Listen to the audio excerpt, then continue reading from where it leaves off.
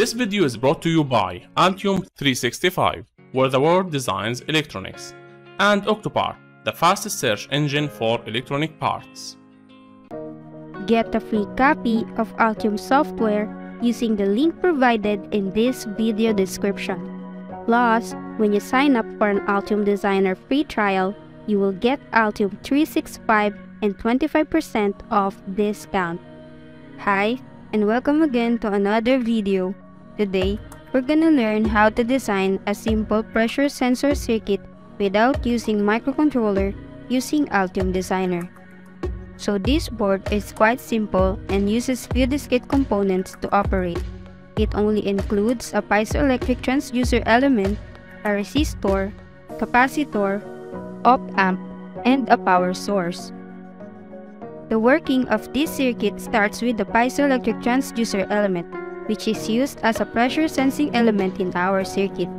Piezo sensors generate voltage when pressure is applied on its surface. When there's no pressure input applied to the piezo, the output will be 1/2 VCC. But when you apply force over the sensor, the piezo generates voltage across its terminals. This generated voltage will cause a change of the differential voltage input across the inverting and non-inverting pins of the op-amp. We need to obtain an electric signal from a mechanic signal or force. You might have seen circuits where digital output switches states depend on threshold pressure. But here in this circuit, based on the input pressure, output voltage varies. Therefore, the results will be analog in nature rather than usual digital ones. So now, let's start designing it in Altium Designer. First, you should have a PCB project file. In order to have a PCB project file, click on File, New, then Project. Then, you can set here the project name and the folder in where you want to save your project. So for this case, let's put pressure sensor circuit in the project name. Then click Create. Next, we need to create a schematic doc. Click again on File, New, then Schematic. After the schematic sheet appears, save the schematic doc. Right-click on the schematic doc, then click Save. Save it to the same folder. Next, we're going to create a library.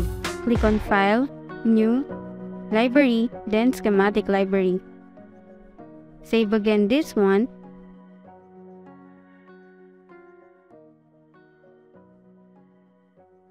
Next, PCB Library. Click on File, New, then Library, then PCB Library.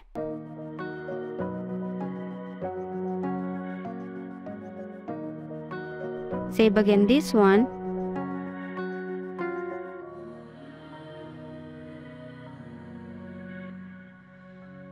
Now for this PCB, we will be using a library loader. So go back again to schematic doc, make sure that you're always in the schematic doc and click on the library loader. So this is available on the internet, and we're just gonna copy the manufacturer part number of each component here in the search tab and just click add to design, and it will automatically load in our schematic sheet. So this is the BOM list for this PCB, and these are the part numbers of each component, and we're just gonna copy each part number. Let's try this one, copy this one, then go back to schematic doc, open the library loader, and paste it in the search tab. Then click on search, wait for it to load, then click on the result and click add to design. Now as you can see, it automatically added in the schematic doc, and if you check on the schematic library, you can see that it is added on the library. So next thing we need to do is to edit the comment. So since this is a terminal block, we will put here the value of the component. So save this one.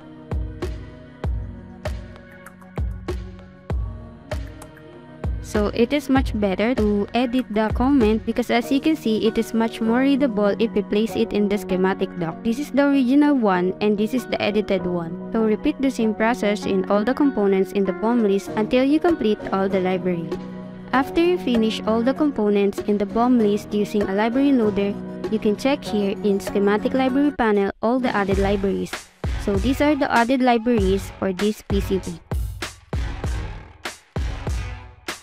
Next, we're going to put all of this in our schematic doc. So go back to the schematic doc and click on Components. If there is no component in your panel, just press K in your keyboard, then click on Components. Now you can see here the library for this project. So we're just gonna drag the library inside the schematic sheet. Next, we need to set the designator of each component. So there are two ways in setting the designator of the components. We can set it manually by double-clicking the components and edit manually the designator. Or we can do it in automated way.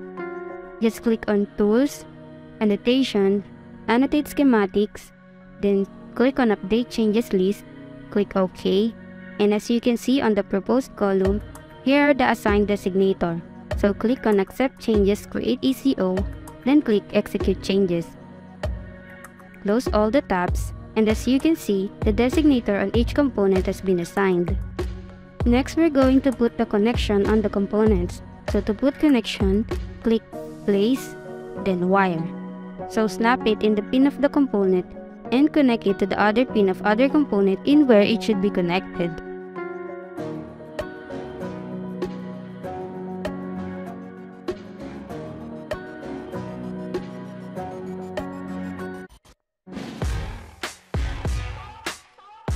Now as you can see, we have a small circuit and a huge schematic sheet. Now we're going to edit the size of our schematic sheet. Just go to Properties panel, change the units to mm, and click on Custom. Now this is where you can set the width and the height of the schematic sheet. So this is the finished schematic, and before we go to the placement, make sure to always perform validation. So just right click on the project PCB file and click on Validate. Then to check the result, go to Message panel. As you can see, no errors found. So now we can perform engineering change order. So before that, we need to create the PCB. Click on File, New, then PCB. Next, save this one.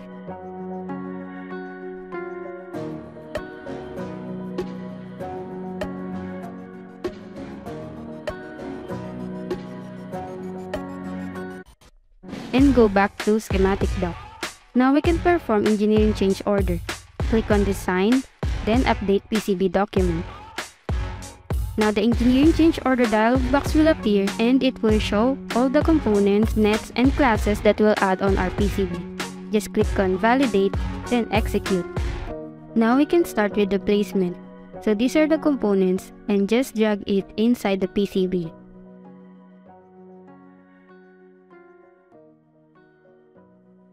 After you place all the components inside the PCB, next we're going to edit the board shape. Just press 1 on your keyboard to activate this kind of view, then click on Design, then Edit Board Shape. Now, the snap points will appear, so we're going to drag it manually in accordance to your board shape. Now press number 2 on your keyboard to back in 2D view. Now as you can see, the board shape has been set. And now we can start with the layout. To add connection, just click on Route, then Interactive Routing. Click it to the pad of the component and snap it to the other end of other component in where it should be connected.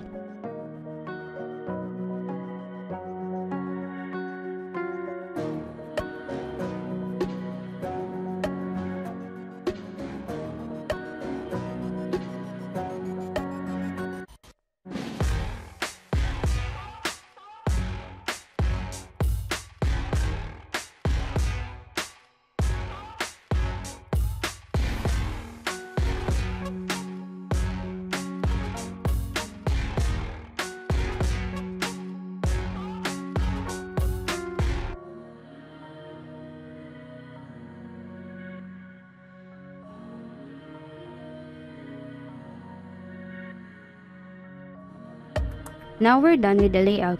To view it in 3D view, just press 3 on your keyboard. Now we're done designing a simple pressure sensor circuit using Altium Designer. So this design is just simple and easy to follow, and this video will teach you how to use Altium Designer for your future projects. This board uses a minimal set of components and the best simple design to start off. So stay tuned to other videos, and I hope you learned something from this video. Thank you for watching.